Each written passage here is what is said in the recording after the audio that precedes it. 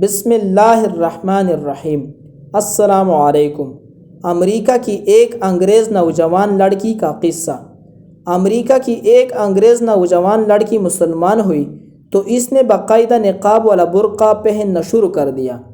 اس سے بہت ساری عورتوں نے سوال پوچھا کہ اب تو کل ماحول سے کل بدن پیرنے والی لڑکی ہے، یکدم اتنا گہرا پردہ کرنے سے آپ کو تنگی نہیں ہوتی، دم گھٹتا محسوس نہیں ہوتا، آپ اپنے آپ کو قید میں محسوس نہیں کرتی؟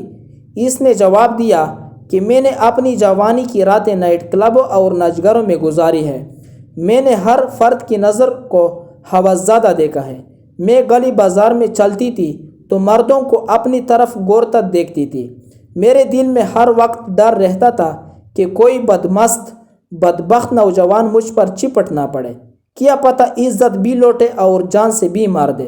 لیکن جب سے میں نے پردہ کرنا شروع کیا ہے، اس وقت سے میں لوگوں کی نظر سے اوجھل ہوں، نہ تو کوئی میرے حسن و جمال کا مشاہدہ کر سکتا ہے، نہ مجھے دل میں کسی سے خطرہ ہے، میں تو پردے میں آ کر سکون کی زندگی گزار رہی ہوں۔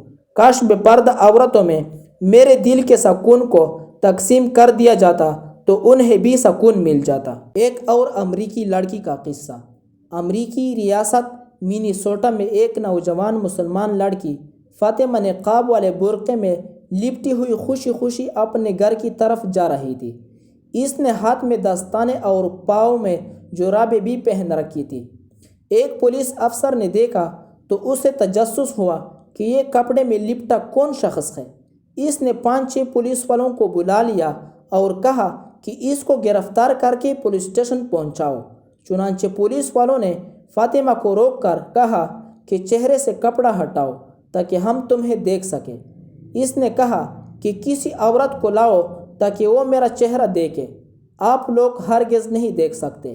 پولیس والوں نے کہا کہ اگر تم نے کپڑا نہ ہٹایا تو ہم تمہیں گرفتار کر لیں گے، چونکہ امریکہ میں 1963 میں ایک قانون پاس ہوا تھا کہ کوئی شخص 100% جسم کو چھپا کر نہیں چل سکتا، اس طرح تو بڑے بڑے مجرم راہ فرار اختیار کر سکیں گے۔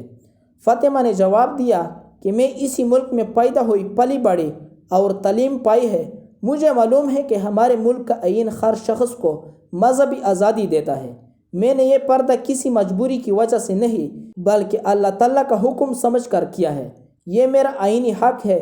یہ سن کر پولیس والے اسے پولیس اسٹیشن لے گئے، ایک عورت کے ذریعے اس کی شناخت کروائی اور اسے ایک کارڈ بنا کر دیا کہ آئندہ تمہیں کوئی پولیس والا روکے تو اسے یہ کارڈ دکھا دینا۔ کارڈ پر لکھا ہوا تھا کہ فاطمہ کو 1963 کے قانون سے مستثنیٰ کیا جاتا ہے۔ فاطمہ آج بھی با پردہ حالت میں امریکہ کے گلی کوچوں میں چلتی ہے، نہ اسے اپنی عزت و آبرو لوٹنے کا ڈر ہے، نہ جان کا خوف ہے، اس کی زندگی لا خوف علیہم ولا ہم یحزنون کا مصداق بن گئی ہے۔